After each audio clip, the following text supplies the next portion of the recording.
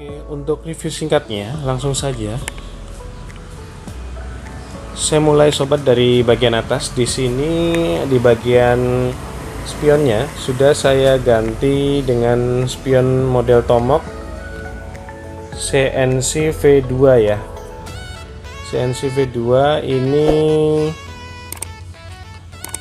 masih tergolong standar, ukurannya tidak terlalu kecil, jadi aman untuk dipakai di jalanan, dan selama saya memakai ini tidak pernah untuk dikomplain oleh Polantas karena masih ya ukurannya standar lah.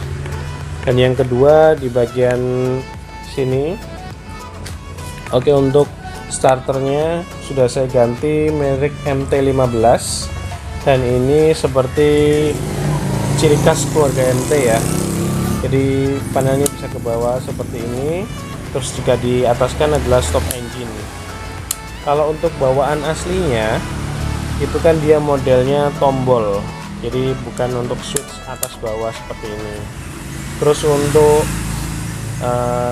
gasnya juga, gasketnya juga sudah saya ganti MT15. Ini cukup ringan ya, cukup ringan dan enak digunakan. Kemudian ini karetnya juga hand grip sudah saya ganti yang empuk, jadi untuk berkendara juga sudah cukup enak. Kemudian kita beranjak di bagian sini. Ini untuk handle remnya juga sudah saya ganti, warnanya senada dengan spionnya biar banyak warna silvernya aja. Ini merek biasa, saya pakai merek Nui ya teman-teman, merek Nui ya, merek Nui. Terus yang atas tadi merek MSX.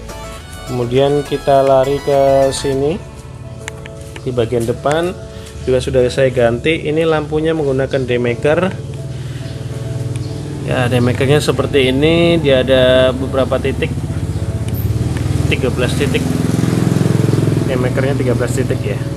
Nah, kalau dinyalakan seperti ini teman-teman.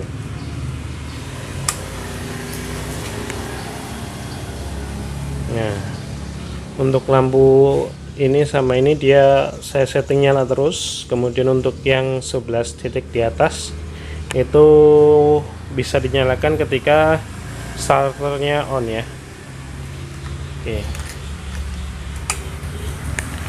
lanjut untuk bagian atas lampu, ini custom dari bawaan aslinya MT25. Saya potong sebelah sini supaya terlihat presisi seperti itu teman-teman. Terus kemudian di sampingnya ini saya kasih plat untuk lebih rapi aja, tidak terlihat kabel-kabelnya. Kalau dari samping seperti ini, jadi tetap rapi teman-teman. Nah, oke, untuk di bagian depannya ini juga saya pakai spatboardnya custom dari flat. Terus untuk bannya sendiri juga saya memakai ZN33 ya, Zeneos ukuran 120 70 17 ZN33 biar tampak lebih besar di bagian depannya. Oke, di bagian depannya seperti ini teman-teman. Di sini juga sudah saya kasih karet biar terkesan rapi juga. Oke, kemudian untuk sebelah sini kita lihat. Nah, ini juga custom, crash barnya custom ya, cuman saya belikan untuk stainless di sini pengaman, karena custom rata-rata biasanya dari karet atau ABS. Saya belikan yang stainless atau aluminium CNC ya, jadi biar senada dengan yang ini bagian atas. Untuk ini tangkinya sendiri itu dan body sudah saya stiker cutting ya, cutting stiker yang di sini karbon, kemudian sini warnanya abu-abu, ya standar lah seperti yang lain-lain. Kemudian untuk bagian sini juga sudah saya ganti, dia pakai karbon pengaman kaki ya, karbon di sini. Tadinya kan stainless, sudah saya ganti. Untuk kaki-kaki bagian belakang, bannya sendiri sudah terlihat gambot dengan velg ukuran 5 inch pakai merek Aquinox ya. Terus bannya sendiri pakai Michelin ukurannya teman-teman 180 55 17. Nah, ini kalau kalian pasang di MT25, sebetulnya ukuran ban ini adalah plug and play, tapi dia akan mepet di ikatan kasnya ini. Nah, ini terlihat ini. Nah, jadi kalian harus cuek sedikit seperti ini biar terlihat rapi ya. Kalau kita lihat bagian belakang, ini juga sudah saya ganti untuk lampu signal seinnya. Terus bannya sendiri udah terlihat gambot. Bagian belakang sudah saya kasih pengaman seperti ini, jalur kaki. Nah, untuk MT25 ya, buat teman-teman sekalian yang akan merubah bagian spakbor, jangan lupa kalian tutup bagian sini ya teman-teman. Nah, bagian sini ini harus ditutup dengan plat supaya baut-bautnya tertutup. Jika ini tidak ditutup, pasti di dalam jok sini dengan kecepatan tinggi itu memungkinkan kotoran-kotoran masuk di bagian sini.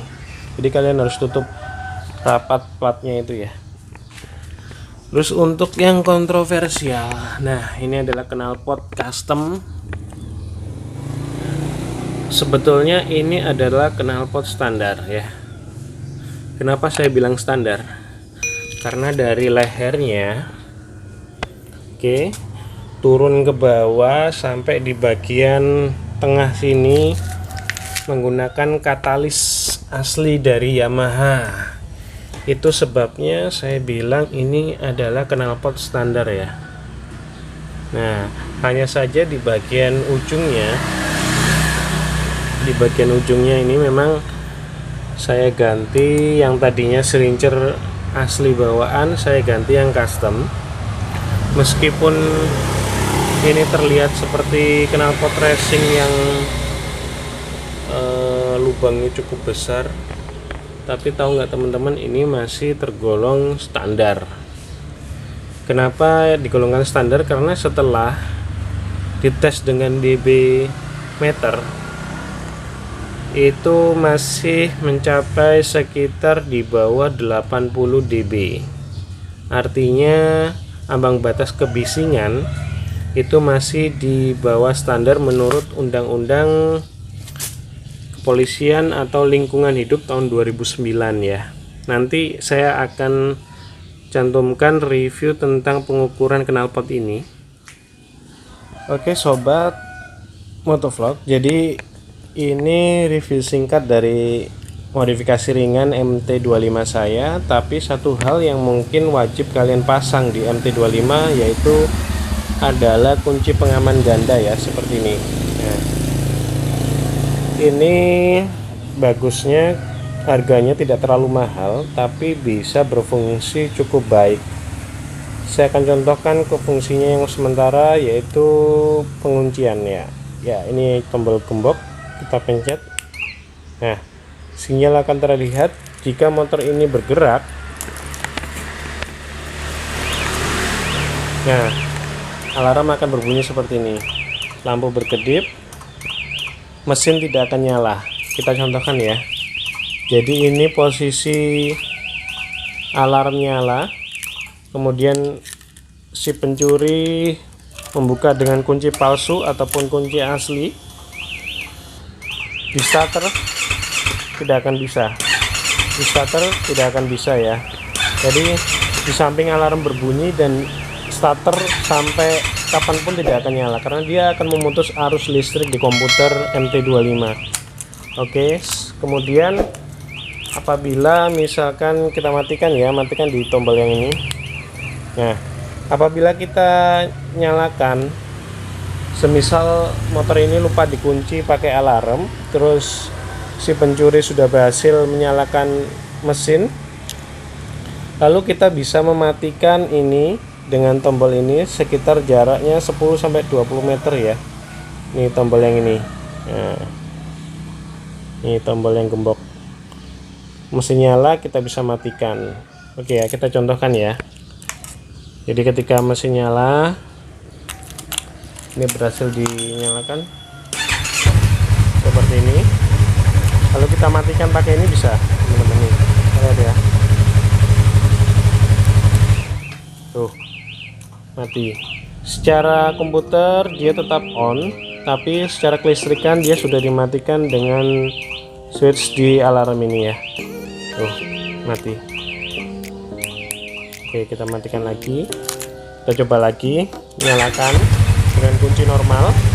Kemudian kita bisa matikan di jarak 10-20 meter. Tuh, dinyalakan lagi tidak akan bisa. Nah, oke. Kemudian yang lebih bagus lagi, dengan alarm ini kalian bisa untuk menyalakan motor cukup untuk sekedar memanasin mesin dengan tombol yang satu ini, teman-teman. Nah, nih, kita lihat tuh, komputer nyala ya, indikator nyala. Kita bisa nyalakan tanpa kunci, kuncinya tidak ada. Kita bisa matikan dan nyalakan lewat remote ini. Kita matikan, kita nyalakan lagi ya. Tuh,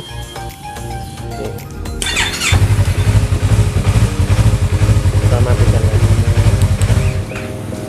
ya. Jadi ini adalah sekedar pengaman ganda untuk kalian yang punya motor tanpa ada pengaman di stang. Jadi ini sangat mudah sekali dicongkel oleh para pencuri dengan kunci T. Cukup dengan 1 menit, nggak nyampe ya, bisa hilang motor kalian. Jadi wajib untuk memasang kunci ganda seperti ini. Harganya sih nggak terlalu mahal, sekitar 200-250, tapi fungsinya cukup bagus. Oke, sekian review dari saya. MT25 2016 cukup recommended untuk kalian yang suka dengan kecepatan, dan untuk maintenance-nya tidak terlalu mahal. Terima kasih sudah menonton video saya kali ini. Semoga bermanfaat, dapat membantu kalian yang akan memodifikasi seperti apa saja motor yang akan kalian modifikasi, dan budgetnya bisa disesuaikan tanpa harus mengeluarkan kocek yang cukup mahal. Oke, sekian review dari saya. Hati-hati di jalan, cukup bijak menggunakan kecepatan, dan salam satu aspal.